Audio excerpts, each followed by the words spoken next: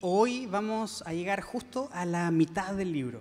Estudiamos la Biblia de manera sistemática, verso a verso, y hoy estamos terminando el capítulo 3. Si estuviste aquí la semana pasada, si has estado en semanas anteriores, entonces ya sabes cuál es más o menos la porción que corresponde al día de hoy. Entonces, te voy a pedir que vayas abriendo tu Biblia en la primera carta de Timoteo, capítulo 3. El día de hoy vamos a compartir solo un versículo, nada más, un versículo. Pero vamos a pedir ayuda al Señor para que sea Él quien hable, que sea el Espíritu Santo quien nos dirija en esta enseñanza el día de hoy. ¿Me acompañas a orar? Señor, gracias por tu palabra y gracias por la bendición y la oportunidad que nos das para poder estudiarla, para poder meditar en ella, para poder ser confrontados, Señor, por ella, para crecer, para parecernos cada vez más a tu Hijo Jesús y de esta forma reflejar tu gloria y adorarte también, Señor. Gracias. Espíritu Santo, pedimos que seas tú quien hable el día de hoy, pedimos que seas tú quien nos enseñe el día de hoy. Señor, no queremos escuchar a nadie que no seas tú, Señor. No queremos escuchar algo diferente que tu palabra. No queremos pasar tiempo en otro lugar que no sea contigo, Señor. Gracias, en el nombre de Jesús. Amén. Amén. Entonces, vamos a estudiar la primera carta de Timoteo, capítulo 3, versículo 16. Pero, para llegar allá, quisiera que comenzáramos la lectura desde el verso 14, ¿ok? Para tener un contexto de en dónde está inserto este verso que hoy vamos a estudiar. El verso 14 del capítulo 3 dice así: aunque espero verte pronto, te escribo estas cosas ahora, para que, si me retraso, sepas cómo deben comportarse las personas en la familia de Dios. Esta es la iglesia del Dios viviente, columna y fundamento de la verdad. Sin duda alguna, el gran misterio de nuestra fe es el siguiente: Cristo fue revelado en un cuerpo humano y vindicado por el Espíritu. Fue visto por ángeles y anunciado a las naciones. Fue creído en todo el mundo y llevado al cielo en gloria. Esta carta, como te decía, fue escrita por Pablo a Timoteo. Y en el versículo 5 del capítulo 1, Pablo menciona que escribe estas palabras para que los creyentes sean llenos del amor que brota de un corazón puro, de una conciencia limpia y de una fe sincera. Hemos pasado por ahí, consideramos también la sección en donde Pablo agradece por la misericordia del Señor y luego se dirige a Timoteo, específicamente a él, hablando acerca de la responsabilidad que este joven pastor tiene de la iglesia en Éfeso. Y le da instrucciones sobre la adoración, sobre lo que debe ocurrir en una reunión entre creyentes, en una reunión cristiana. Y en esta serie de instrucciones que Pablo da a Timoteo, se refiere a los hombres, a las mujeres, sobre el liderazgo de la iglesia. Y en el contexto inmediato de nuestro pasaje de hoy, el versículo 14 y el versículo 15, Pablo menciona que la iglesia es casa de Dios y es fundamento y columna de la verdad. Entonces, en este contexto está nuestro pasaje. La iglesia es casa de Dios, columna y fundamento de la verdad. La iglesia es quien sostiene la verdad. Esto es lo que Pablo le está diciendo a Timoteo. Por lo tanto, la verdad es la que debe ser elevada y, como ya se nos ha dicho en domingos anteriores, es la que no puede ni debe ser transada. No podemos cambiar la verdad. Es la verdad de Dios de la cual la iglesia es columna y fundamento. Pero la pregunta es, ¿y cuál es la verdad? ¿Cuál es la verdad de la cual la iglesia es columna y fundamento? Porque hasta ahora Pablo ha dado instrucciones a Timoteo respecto a cómo el creyente debe conducirse. Y lo dice el verso 14, ¿no? Para que si me retraso, sepas cómo deben comportarse las personas en la familia de Dios. Pero la verdad que subyace a la serie de instrucciones que Pablo ha dado a Timoteo respecto a cómo las personas deben conducirse en la casa de Dios está en el verso 16. Este versículo está dividiendo la primera y la segunda parte del libro y está como una transición perfecta entre todo lo que Pablo ha venido desarrollando y todo lo que continuará desarrollando. Pablo está exponiéndole a Timoteo una serie de instrucciones. Ahora va a poner el fundamento del por qué estas instrucciones, y el fundamento es la verdad, de la cual la iglesia es columna y fundamento. La próxima semana vamos a hablar de los falsos maestros. La iglesia debe defender la verdad. ¿Cuál verdad? La que vamos a considerar hoy. También de los falsos maestros. Entonces, este pasaje está inserto aquí, produce una transición muy natural y perfecta entre estos dos grandes temas que se vienen tratando y el tema que se va a tratar también la próxima semana. En este versículo está contenido el Evangelio, en el versículo 16. Cuando era niño y leía este pasaje, pensaba, ¿y esto qué tiene que ver con el resto de lo que Pablo está diciendo? O sea, Pablo está diciendo específicamente cómo la gente tiene que comportarse y luego defiendan la verdad ante los falsos maestros. Y de repente aparece esto que dice: Cristo fue revelado en un cuerpo humano, vindicado por el Espíritu, visto por ángeles, anunciado a las naciones, creído en el mundo y llevado al cielo en gloria. Y comienza diciendo: este es el misterio. Entonces, leía esto y yo decía, bueno, ¿y el misterio quién me lo explica? Porque yo no logro entenderlo. ¿Cuál es el misterio? Entonces, hoy vamos a hablar acerca de esto.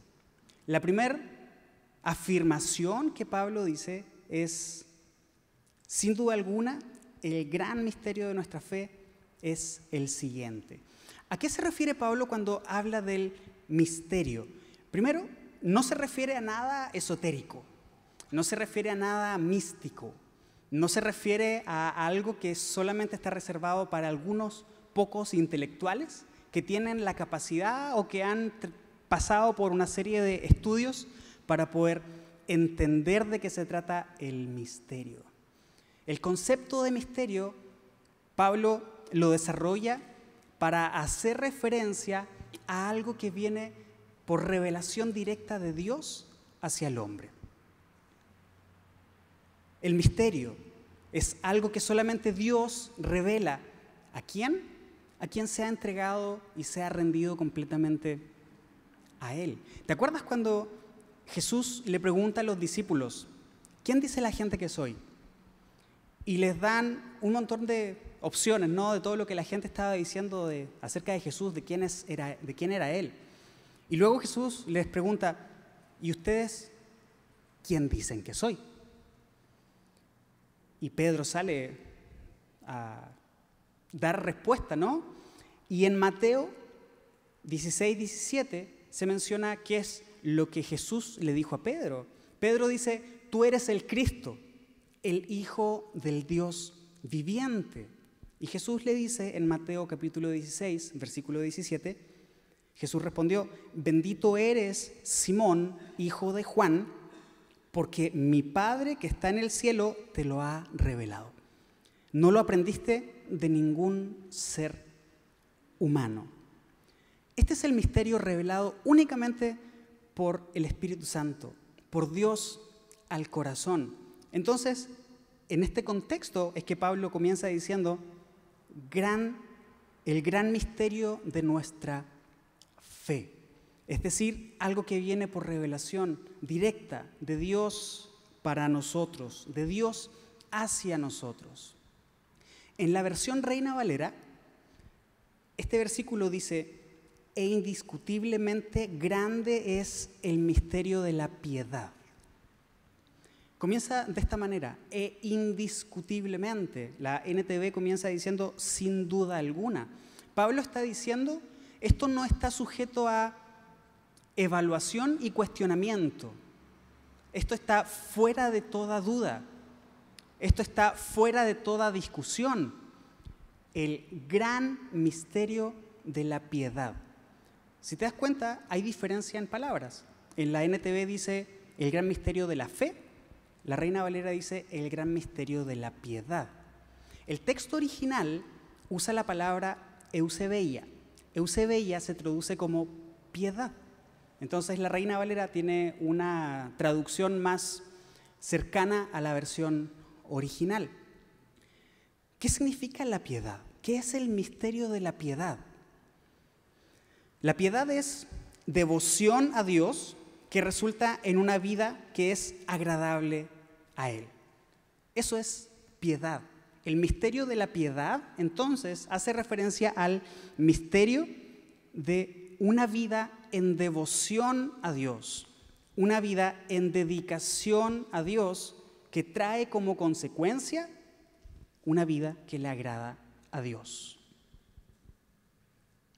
Una persona piadosa, entonces, es aquella que por sobre todas las cosas anhela la comunión con Dios. ¿Por qué la NTV lo traduce como fe? ¿Por qué la NTV lo traduce como grande es el misterio de la fe? Porque la fe, sin obras, es muerta. ¿Qué significa eso? La fe que viene como un don de Dios por revelación directo al corazón es algo que se expresa y que permea en cada área de nuestra vida. Por lo tanto, alguien que tiene una fe genuina es alguien que vive en devoción a Dios. Es alguien devoto a Dios. Es alguien que vive una vida que agrada al Señor. El concepto básico es el mismo, tanto en la NTV como en la versión Reina Valera. Una persona piadosa, entonces, es una persona que busca agradar a Dios con su vida. Pero ¿cómo podemos llegar a ser piadosos? ¿Cómo podemos alcanzar la piedad? Bueno, a través del conocimiento de Dios. A través del conocimiento de Dios.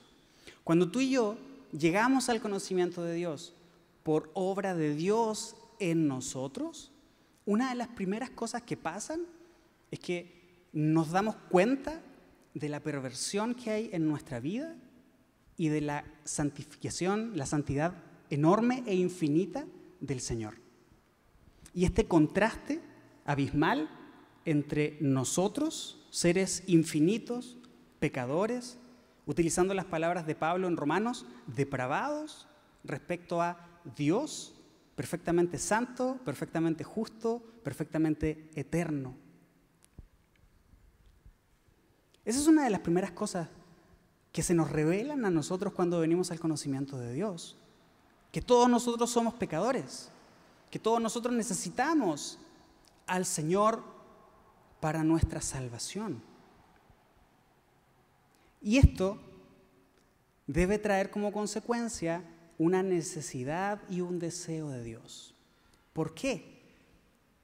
Porque nos damos cuenta de la gran diferencia que hay, infinita, entre Dios y nosotros, y que nosotros siendo pecadores, Dios aún nos ama y nos perdona.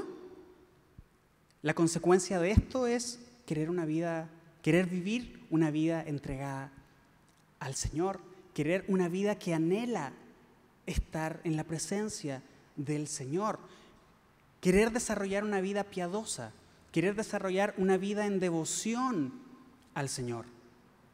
Por eso, por ejemplo, en el Salmo 27, versículo 4, leemos que David dice, lo único que le pido al Señor, lo que más anhelo, es vivir en la casa del Señor todos los días de mi vida, deleitándome en la perfección del Señor y meditando dentro de su templo. O el Salmo 84, verso 10, un solo día en tus atrios es mejor que 1000 en cualquier otro lugar. Prefiero ser un portero en la casa de mi Dios que vivir la buena vida en la casa de los perversos. Y si continuamos leyendo los Salmos, nos vamos a encontrar básicamente lo mismo. Anhelo estar contigo, anhelo vivir contigo, anhelo morar en tu templo, anhelo meditar en tu ley. ¿Te das cuenta? Una vida dedicada al Señor. Grande es el misterio de la piedad. Tener esta vida, el misterio para llegar a esta vida, Pablo lo dice, es algo enorme, es algo grande. Pero este es el fundamento que la iglesia debe defender y debe cuidar, siendo su columna y su baluarte. ¿Cómo se alcanza y se crece en la piedad? Como te comento, la iglesia es columna y es fundamento de esta verdad.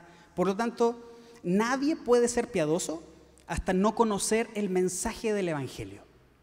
Mientras no conozcamos el mensaje del Evangelio, no podemos ser piadosos. Y en un siguiente paso, nadie puede crecer en la piedad a menos que crezca en el entendimiento del mensaje del Evangelio.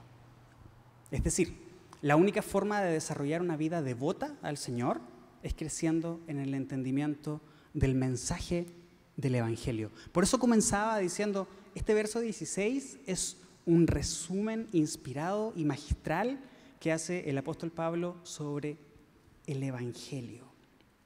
No es conocimiento intelectual, no es algo que aprendamos en el seminario, no es algo que aprendamos escuchándolo necesariamente de otra persona de la cual nosotros empezamos como a disectar el conocimiento para entender cada una de sus partes hasta llegar a una comprensión profunda. No es conocimiento intelectual, es el entendimiento de nuestra depravación y de la santidad de Dios. Y que nosotros como pecadores necesitamos a un Dios perfectamente santo y perfectamente justo para desarrollar esta vida piadosa.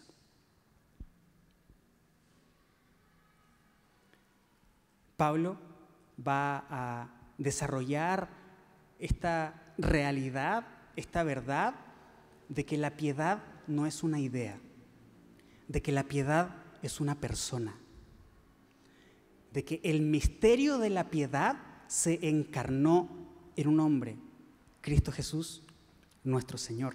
Cristo es la encarnación del misterio de la piedad. Por lo tanto, crecemos en la piedad en la medida en que conocemos a Cristo, nuestro Señor. Segunda de Corintios, capítulo 3, versículo 18. Segunda de Corintios 3, 18 dice, así que todos nosotros, a quienes nos ha sido quitado el velo, en otras palabras, a quienes se nos ha revelado el misterio, podemos ver y reflejar la gloria del Señor. El Señor, quien es el Espíritu, nos hace más y más parecidos a Él a medida que somos transformados a su gloriosa imagen. ¿Cuál es el propósito de observar la gloria de Dios? Parecernos cada vez más y más a su gloriosa imagen. Lo hemos cantado el día de hoy, lo reflexionamos en el devocional el día de hoy.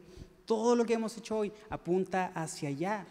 La obra que hace el Espíritu Santo en nosotros es que nosotros nos parezcamos cada vez más a nuestro Señor Jesucristo, cada vez más a su imagen.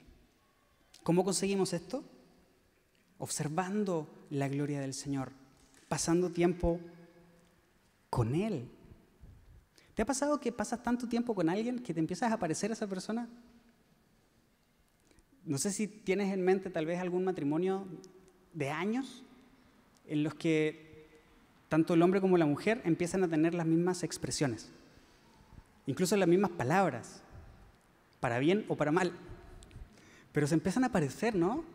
Incluso en las gesticulaciones, o sea, incluso hay parecido en la cara. Después de pasar 10, 15, 20, 30 años con alguien, inevitablemente comienzas a parecerte a esa persona.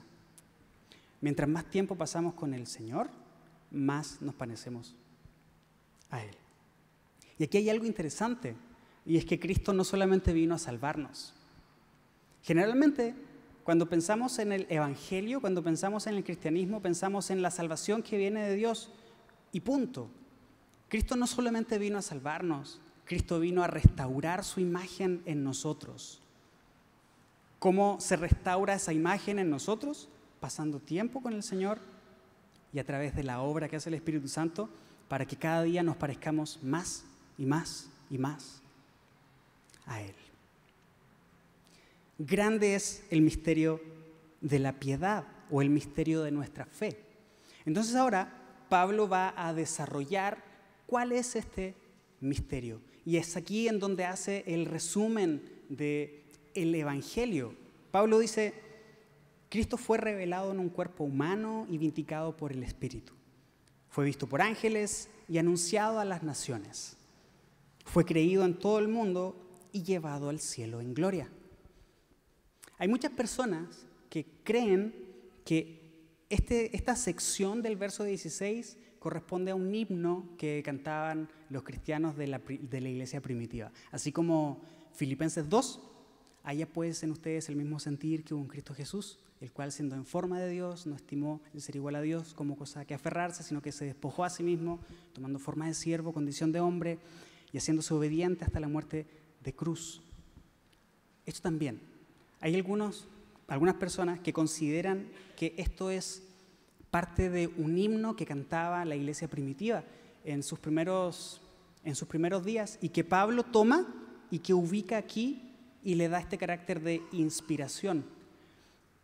¿Y cómo se llega a esta conclusión? Si observas, el pasaje va del cielo a la tierra, de la tierra al cielo y del cielo a la tierra. Cristo fue revelado en un cuerpo humano. Partimos en la tierra y vindicado por el Espíritu, hablando de la gloria. Fue visto por los ángeles, el mundo espiritual, y anunciado a las naciones, otra vez de vuelta a la tierra. Fue creído en todo el mundo, sigue aquí en la tierra, y llevado al cielo en gloria, otra vez el mundo espiritual. Entonces Pablo, en estas líneas, hace un viaje entre la tierra y el cielo, entre la tierra y el cielo, y el arreglo que tiene en cuanto a la versión original, en cuanto a las sílabas que tiene y los contrastes que hay entre cada una de las líneas, hace suponer que es una canción. Imagínate que nosotros cantáramos esto en nuestras reuniones. Esto es lo que buscamos, dicho sea de paso, en nuestros tiempos de alabanza, que nuestras canciones hablen del Señor y hablen de lo que Él hizo, de quién es Él, que lo exalten a Él y que nos recuerden a nosotros quién es Él. ¿Cuál es la primera afirmación que hace Pablo? Cristo fue revelado en un cuerpo humano. Cristo fue revelado en un cuerpo humano. La versión Reina Valera dice: Dios fue manifestado en carne. Dios fue manifestado en carne. En la versión original no está la palabra Dios ni está la palabra Jesús. En la versión original está la palabra ¿quién? Es como si nosotros leyéramos: sin duda alguna, el gran misterio de nuestra fe es el siguiente: ¿quién fue revelado en un cuerpo humano? No indica Dios, no indica Jesús. Por el contexto inmediato, tenemos que asumir que a quien se refiere el apóstol Pablo es a Jesús. A Jesús. ¿Por qué te comento esto? Porque esto es uno de los versículos que toman, por ejemplo, los testigos de Jehová para decir: ahí no dice Jesús. Por lo tanto, aquí no está dándole la posición a Jesús de Dios. Pero si leemos el contexto, no hay otra opción a que el apóstol Pablo se pueda estar refiriendo. Por eso la traducción de una versión o de la otra, Dios fue revelado en carne, o Jesús o Cristo fue manifestado en un cuerpo humano o revelado en un cuerpo humano. La pregunta es: ¿por qué Dios tuvo que manifestarse en un cuerpo humano? ¿Por qué Jesús tuvo que tomar la forma de hombre? Pablo en Romanos 3:23 dice que todos hemos pecado y estamos destituidos de la gloria de Dios, es decir, nadie puede alcanzar la meta gloriosa establecida por Dios. Eso es Romanos 3:23. Y luego en el capítulo 6, versículo 23, dice que la paga del pecado es muerte. Muerte. ¿Quién ha pecado? Todos nosotros. ¿Cuándo pecamos? A diario. ¿Cuándo fue la primera vez que pecamos? Con Adán, en el huerto del Edén. Pero ¿cómo? Si nosotros no estábamos ahí. En Adán, todos nosotros estábamos pecando. ¿Alguna vez escuché a un teólogo decir, si cualquiera de nosotros hubiera estado en los zapatos de Adán, hubiera hecho exactamente lo mismo? Y la historia hubiera sido exactamente la misma. Claro, porque a veces decimos, si yo hubiera estado ahí, hubiera hecho otra cosa. Dios sabe que si todos nosotros hubiéramos estado ahí, o cualquiera de nosotros ocupando el lugar de Adán, el resultado hubiera sido exactamente el mismo. El hombre en Adán pecó contra un Dios infinito. Y aquí no tiene que ver con si la desobediencia es grande o chiquita. El asunto es contra quién se está pecando. Se está pecando contra un Dios infinito. Por lo tanto, la consecuencia no puede ser otra que infinita. Tú y yo hemos pecado contra un Dios infinito. Por lo tanto, nuestro castigo también es infinito. Pero aquí hay algo interesante y es que Dios, antes de crear al hombre, antes de iniciar con toda la creación, Dios ya sabía que creando al hombre pasaría todo lo que está pasando y todo lo que seguirá pasando. Y aún así, Dios continuó su plan.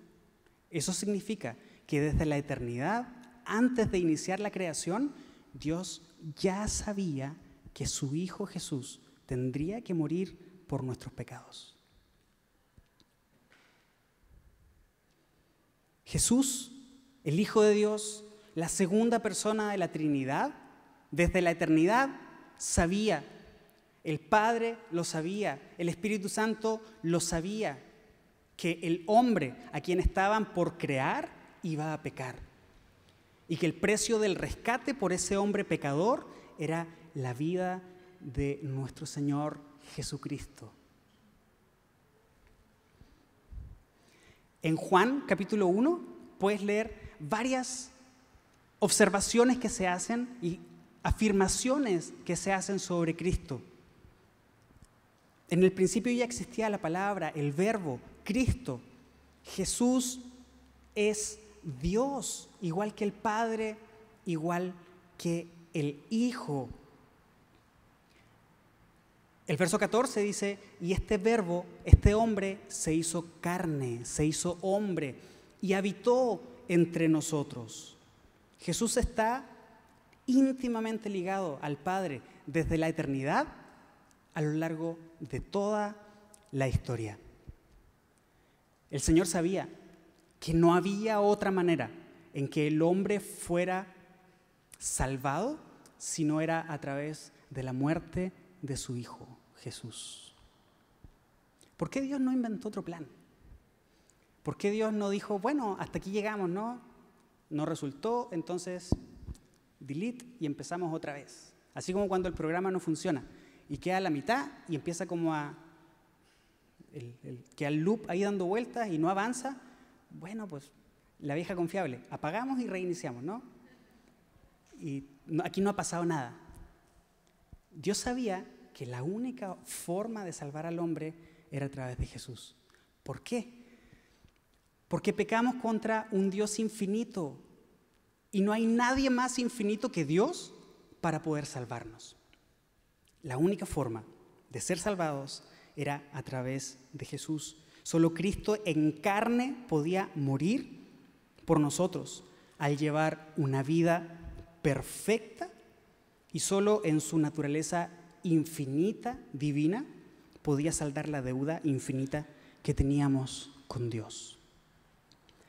Segunda de Corintios capítulo 5, verso 21 dice: pues Dios hizo que Cristo, quien nunca pecó, fuera la ofrenda por nuestro pecado, para que nosotros pudiéramos estar en una relación correcta con Dios por medio de Cristo. Por eso en Hechos capítulo 4, versículo 12, el apóstol Pedro dice: en ningún otro hay salvación, solamente en Cristo. Cristo murió por nosotros, pero también vivió por nosotros. Cuando pensamos en todo esto, generalmente también pensamos en Cristo murió por nosotros y en su muerte y en su resurrección hoy tenemos salvación.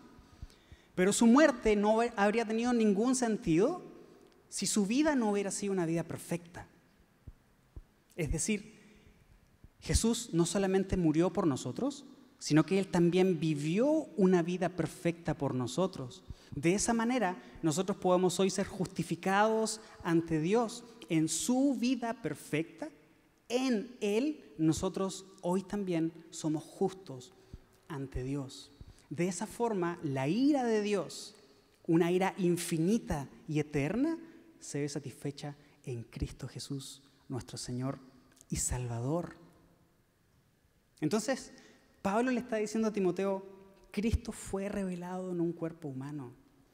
El creador del cielo y de la tierra, que no puede ser contenido ni siquiera por el universo, se hizo tan diminuto como un ser humano, expuesto al dolor, expuesto al frío, expuesto al hambre, expuesto a la traición, expuesto a la muerte física. Cristo fue revelado en un cuerpo humano. Continúa la siguiente línea diciendo: y vindicado por el Espíritu. La Reina Valera dice: justificado en el Espíritu. Vindicado significa acreditado, probado, demostrado. ¿Qué significa esto?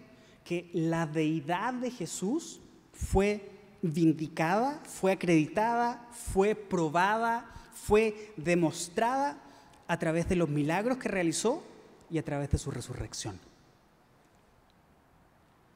Así como el Dios Todopoderoso se hizo hombre, su divinidad quedó demostrada en cada uno de los milagros que hizo y en su propia resurrección de los muertos.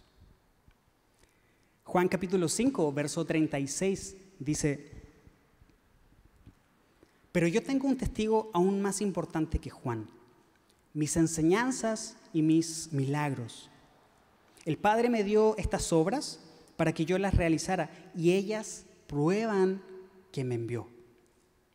Hechos capítulo 2, versículo 22 dice: pueblo de Israel, escuchen esto.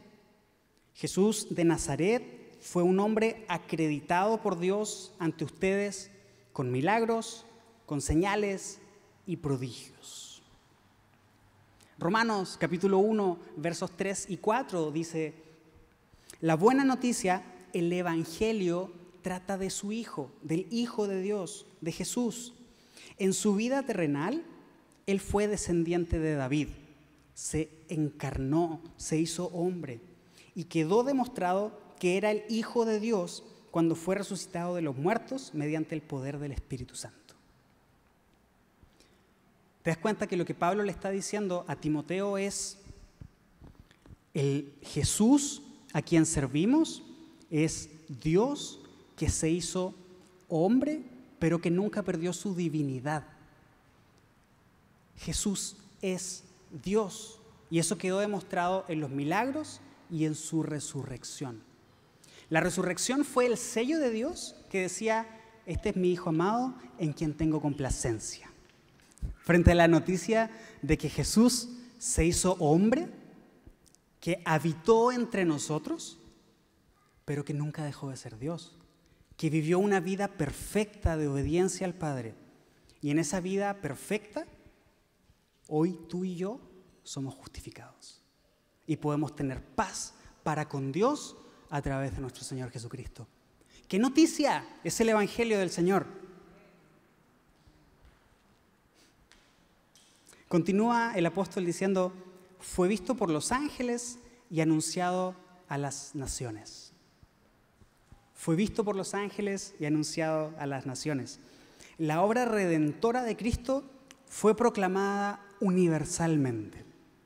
Esto nos da la idea de que mientras Jesús caminó por la tierra, los ángeles nunca dejaron de estar pendientes de él. Los ángeles, no solamente nosotros, sino que todo el universo estuvo 100% atento a lo que Jesús estaba haciendo. No es una obra meramente humana, es una obra humana y es una obra divina. Todo el universo estaba pendiente de Jesús mientras hacía su obra aquí en la tierra. Por lo demás, también vemos a ángeles anunciando el nacimiento de Jesús, vemos a ángeles apareciéndose a María, a José, a Jesús en el desierto después de ayunar, a Jesús en el huerto de Getsemaní horas antes de ser crucificado, en su resurrección y en su ascensión. Hay ángeles involucrados en todo el tiempo que Jesús estuvo aquí en la tierra. Todo el reino espiritual y material estuvo pendiente de Jesús mientras estaba aquí en la tierra. ¿Qué significa esto? La centralidad de Jesús y la centralidad del Evangelio. La centralidad de Jesús y la centralidad del Evangelio. Y este Evangelio que se personifica en Jesús, del cual todos estuvieron atentos, fue anunciado a las naciones. No hay obstáculo para la predicación del Evangelio. No hay ningún obstáculo para la predicación del Evangelio. Jesús dijo, esta es mi iglesia y las puertas del Hades no prevalecerán contra ella. Aunque se levante el enemigo, la iglesia continúa su marcha a paso firme proclamando la verdad del Evangelio de Dios, porque es la iglesia del Señor Jesús y quien la cuida es Dios. Y si Él prometió que ni siquiera las puertas del Hades prevalecerían contra ella, es porque es cierto. Este mensaje se ha anunciado a todas las naciones. La palabra que utiliza acá para referirse a naciones es etnos, que nos da una idea más chiquita de etnias, no de países, sino que etnias. Y esto nos da una idea interesante que tiene que ver con el Evangelio es personal.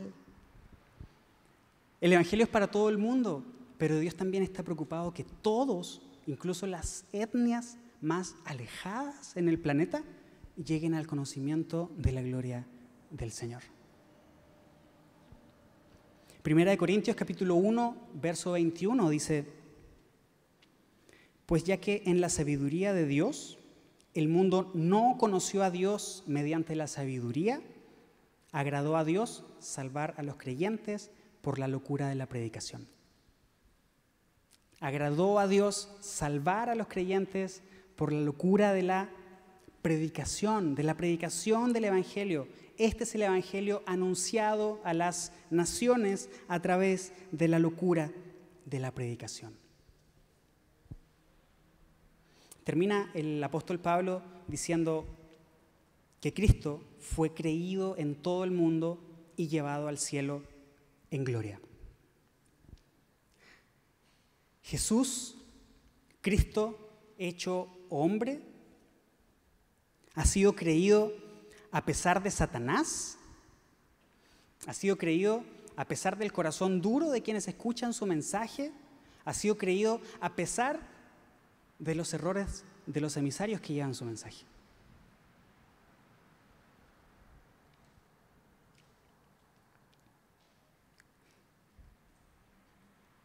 Cuando Pablo menciona que Cristo fue creído en todo el mundo, este es el resultado de la obra redentora de nuestro Señor, el resultado de su muerte y su resurrección.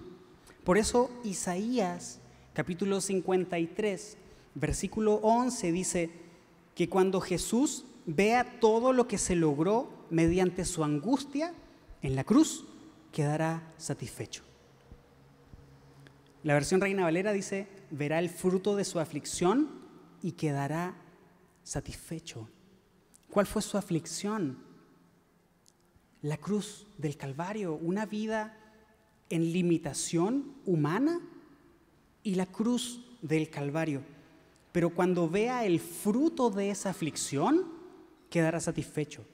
Pregunta, ¿quién es el fruto de esa aflicción? Nosotros somos el fruto de esa aflicción. Por lo tanto, cuando Dios nos ve, queda satisfecho por su angustia. Observa lo que dice Tito, capítulo 1, versos 1 y 2. Pablo, siervo de Dios y apóstol de Jesucristo, conforme a la fe de los escogidos de Dios y el conocimiento de la verdad que es según la piedad. Estoy leyendo la versión Reina Valera. En la esperanza de la vida eterna, la cual Dios, que no miente, prometió desde antes del principio de los siglos. ¿Quién estaba ahí cuando Dios hizo esa promesa? ¿Estaba alguno de nosotros ahí? No estábamos ahí. Pero comenzábamos este tiempo de enseñanza diciendo que Dios sabía desde antes de crear todas las cosas que la única forma de salvar al hombre era a través de entregar a su Hijo Jesús. Esa era la única manera de que el hombre, nosotros, obtuviéramos la vida eterna. Esta vida que Dios está prometiendo aquí, en Tito capítulo 1, versículos 1 y 2. De esta forma podemos considerar entonces también Hebreos 12 cuando dice, debido al gozo que le esperaba, ¿a quién? A Jesús. Debido al gozo que le esperaba a Jesús, Él soportó la cruz. En la versión Reina Valera dice, Él sufrió la cruz por el gozo puesto delante de Él. ¿Cuál es el gozo puesto delante de Dios? Cuando Él vea el fruto de su aflicción, quedará satisfecho. ¿Cuál es el fruto de la aflicción? ¿Cuál es el gozo que le esperaba a Jesús? Cuando Él estaba muriendo en la cruz del Calvario, Él nos estaba viendo a cada uno de nosotros. Y no solamente a nosotros, sino que también Él estaba viendo a todos los que serán añadidos a la iglesia, en todos aquellos que han de ser salvos. Pablo le está diciendo a Timoteo, Timoteo, tú fuiste elegido desde antes de la fundación del mundo. Y Dios murió y murió por ti. Esta es la verdad que tienes que enseñar en la iglesia. La iglesia debe sostener esta verdad. Y este Cristo, que fue revelado en un cuerpo humano, que fue vindicado por el Espíritu, fue visto por los ángeles y anunciado a las naciones, creído en todo el mundo, fue también llevado al cielo en gloria y hoy está en el seno del Padre intercediendo por nosotros.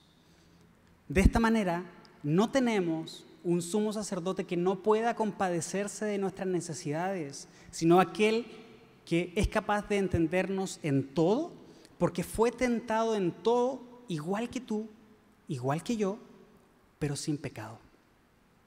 ¿Te das cuenta? Esta unión perfecta entre la naturaleza humana y la naturaleza divina del Señor nos puede entender, pero al mismo tiempo puede ser el intercesor entre Dios, que es eterno y divino. Cristo puede interceder entre Él y nosotros al tener esta naturaleza divina y esta naturaleza humana. Grande es el misterio de la piedad. ¿Quién puede entender eso si no es por revelación directa del Espíritu Santo?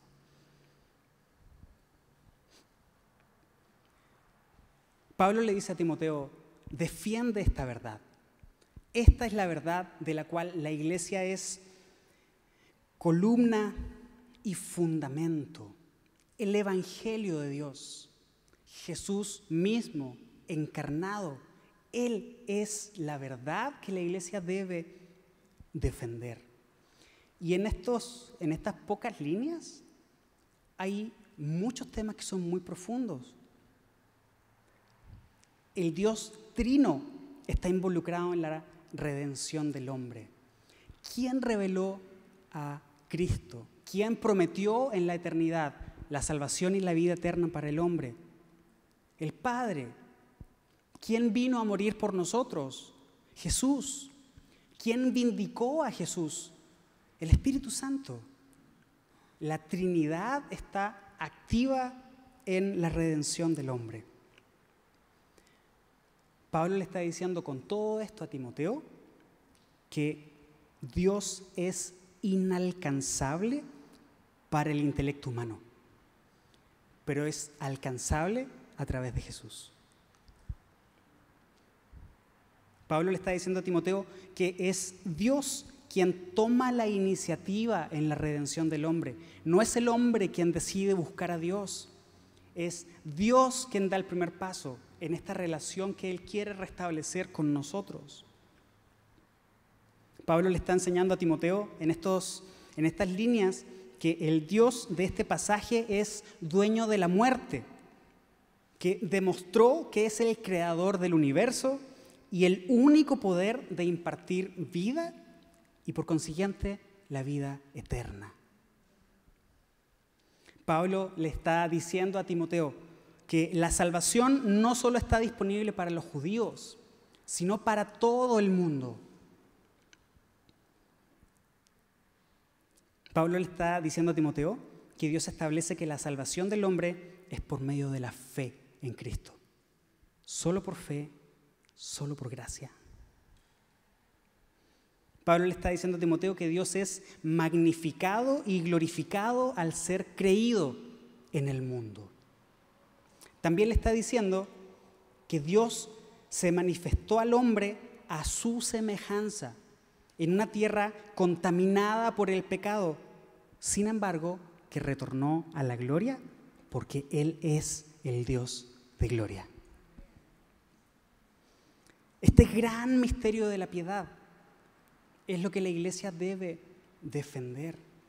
En un solo versículo, Pablo hace un resumen de todo el Evangelio y de las doctrinas más importantes del cristianismo. Por eso la necesidad de estudiar únicamente este pasaje.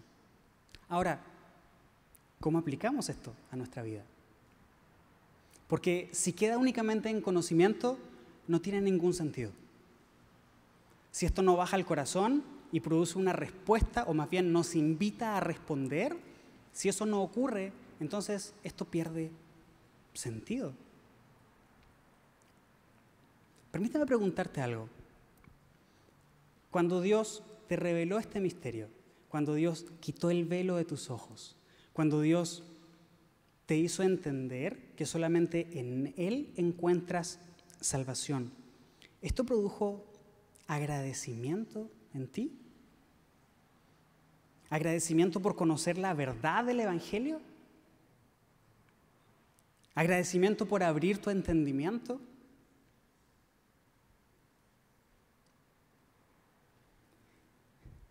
Si estás agradecido porque Dios abrió tu entendimiento, ¿estás involucrado en que Dios abra el entendimiento de otras personas a través de la predicación del Evangelio por medio de tu persona?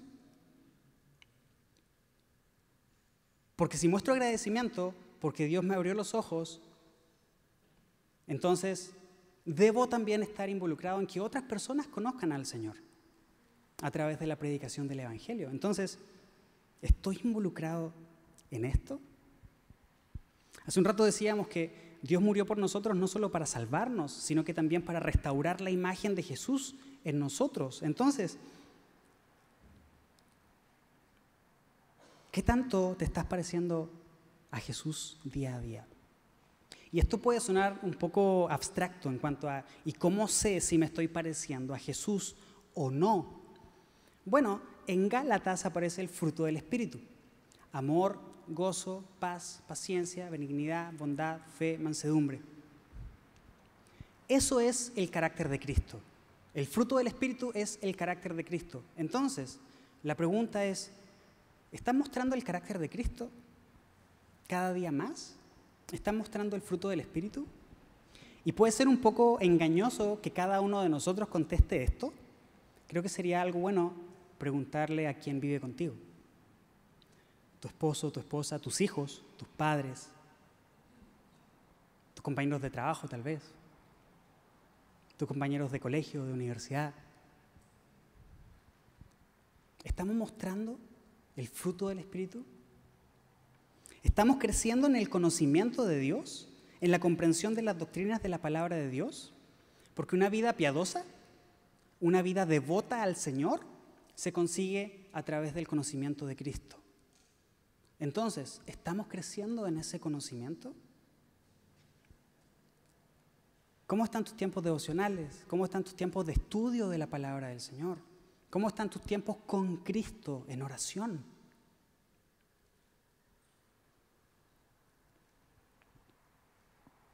Cuando aumenta la piedad, aumenta el servicio. Creo que todos podemos estar de acuerdo en esto. ¿Por qué? Cuando alguien hace algo por ti que tú consideras de gran valor, dime si eso no produce en ti una actitud de querer retribuir a esa persona lo que esa persona hizo por ti. En tus posibilidades, tal vez. O cuando alguien hace algo por ti que es muy importante y resulta que te encuentras con otra persona que también conoce a este que hizo algo bueno por ti y resulta que es la misma experiencia de esta otra persona. Dime que no sale de manera natural de ti decir, conmigo hizo lo mismo, es alguien increíble, y empezar a hablar bien de esa persona. Creo que la actitud de todos nosotros tiende a ser así con alguien que se ha portado y que ha mostrado mucha gracia con nosotros. ¿Cómo estamos respondiendo nosotros al Señor? En cuanto al servicio, no quitemos este pasaje del lugar en donde está. Este pasaje viene justo después, cuando Pablo hace referencia a que la iglesia es la casa de Dios, columna y fundamento de la verdad. ¿Estás poniendo tus dones y tus talentos al servicio de la comunidad?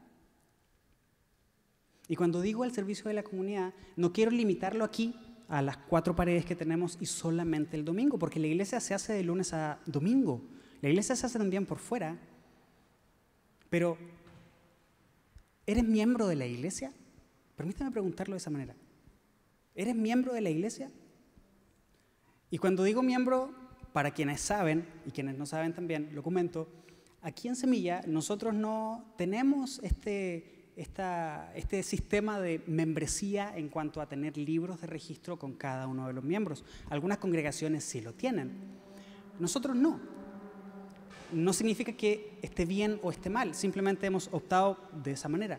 No tenemos estos registros de quién es miembro y quién no, pero sin embargo sabemos quién sí es miembro y quién no. Entonces, ¿eres miembro? Por venir el domingo a la iglesia, ¿eres miembro de la iglesia? Estoy sirviendo en la iglesia. ¿Eso ya te hace miembro de la iglesia? Si mostramos el carácter de Cristo, entonces estamos interesados en Él y también estamos interesados en nuestro prójimo.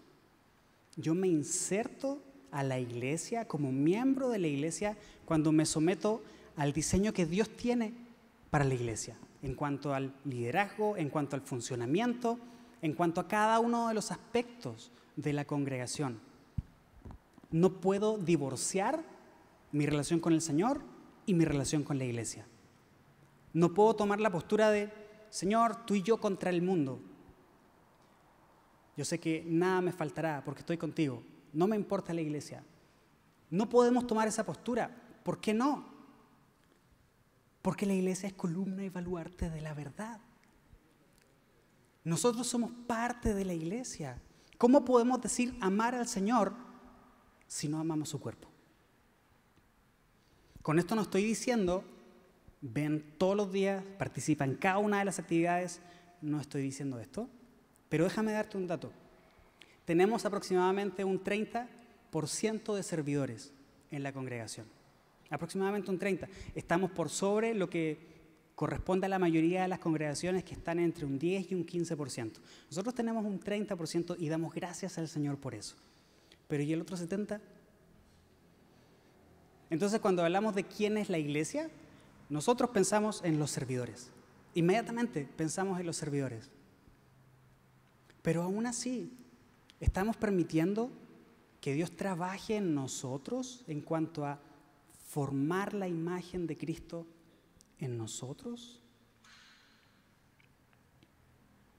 Son preguntas que tenemos que hacernos.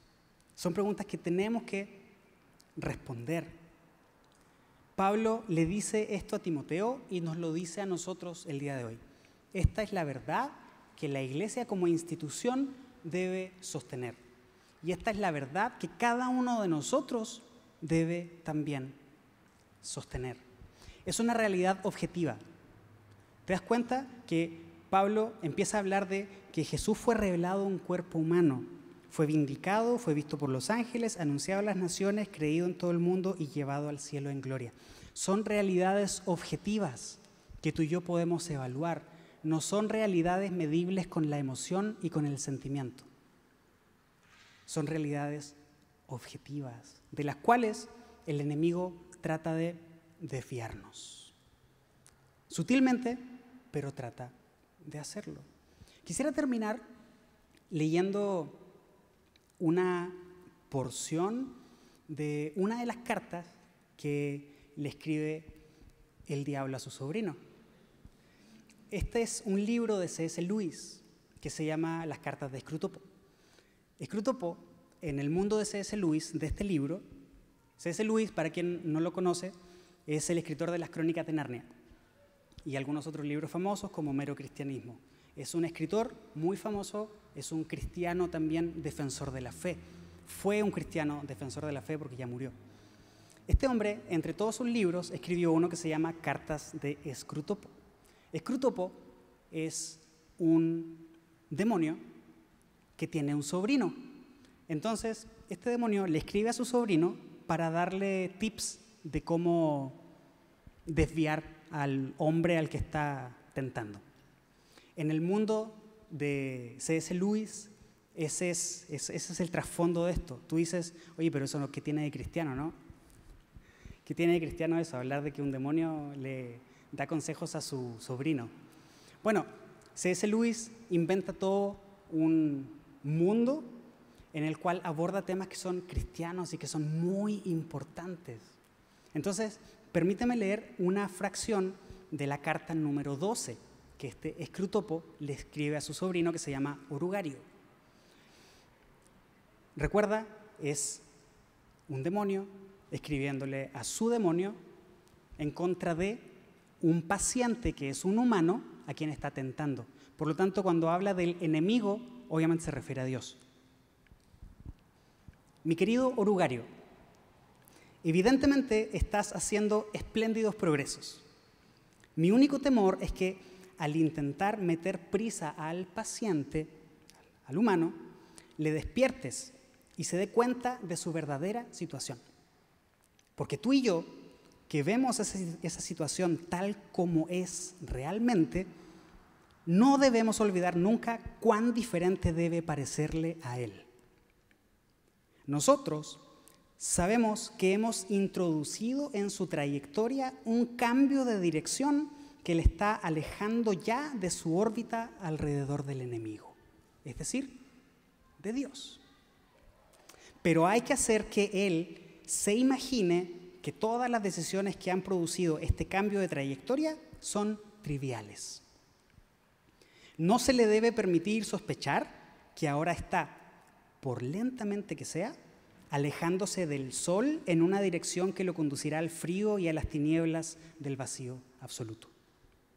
Por este motivo, casi celebro saber que todavía va a la iglesia. Sé que esto tiene peligros, pero cualquier cosa es buena con tal de que no llegue a darse cuenta de hasta qué punto ha roto con los primeros meses de su vida cristiana. Mientras conserve externamente los hábitos de un cristiano, se le podrá hacer pensar que ha adoptado algunos amigos y diversiones, pero que su estado espiritual es muy semejante al del inicio. Y mientras piense eso, no tendremos que luchar con el arrepentimiento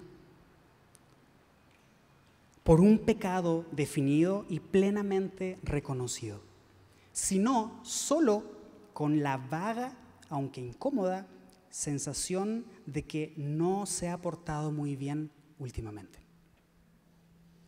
Dime si eso no es lo que pasa con nosotros en muchas ocasiones. Simplemente nos sentimos mal por algo que tú y yo hacemos en contra de Dios.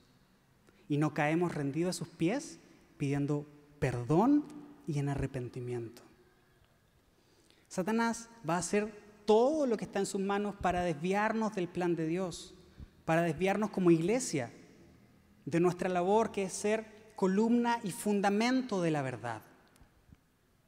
Pero mientras nuestros ojos estén fijos en el Señor, el autor y el consumador de la fe, nuestra vida se va transformando día a día a la imagen de nuestro Señor Jesucristo.